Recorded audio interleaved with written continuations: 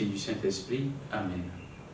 Viens, Esprit de sainteté, viens, Esprit de lumière, viens, Esprit de feu, viens nous embraser. Évangile de Jésus-Christ selon saint Luc. En ce temps-là, comme les foules s'amassaient, Jésus se mit à dire: cette génération est une génération mauvaise.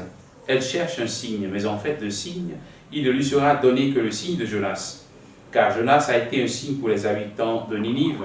Il en sera de même avec le Fils de l'homme pour cette génération. Lors du jugement, la reine de Saba se dressera en même temps que les hommes de cette génération, et elle les condamnera. En effet, elle est venue des extrémités de la terre pour écouter la sagesse de Salomon, et il y a ici bien plus que Salomon.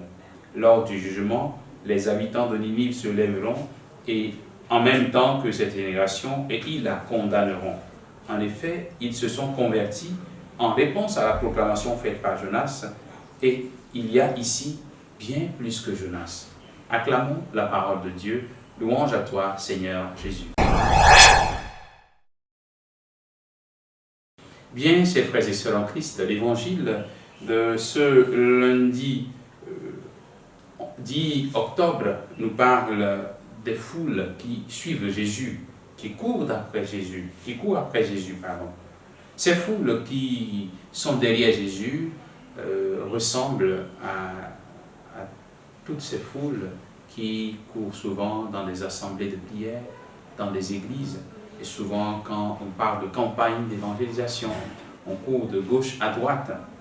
Ces foules nombreuses qui viennent souvent dans nos assemblées chrétiennes, à la quête de signes, de la part de Dieu, à la quête de miracles, à la quête de travail. On voit clairement, quand par exemple à l'approche des examens, on dit, bon, messe pour les élèves, les étudiants en classe d'examen, les églises sont remplies. Quand on dit messe pour les malades, c'est rempli, messe pour ceci, en tout cas, c'est pour dire simplement que beaucoup de fois, ce sont des intérêts immédiats qui nous poussent à venir à l'église. Et nous ressemblons souvent à ces foules qui courent derrière Jésus pour chercher miracle, signe, quelque chose de la part de Jésus.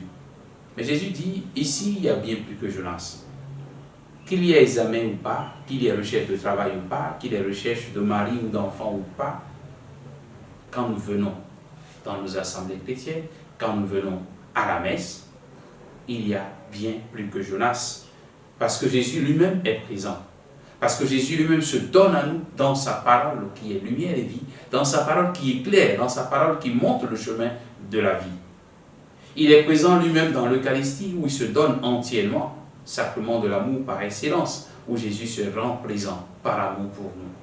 Alors si nous comprenons le vrai sens de l'Eucharistie, alors nous ne viendrons plus par intérêt, nous ne viendrons plus à la messe ou à une prière parce que nous recherchons quelque chose.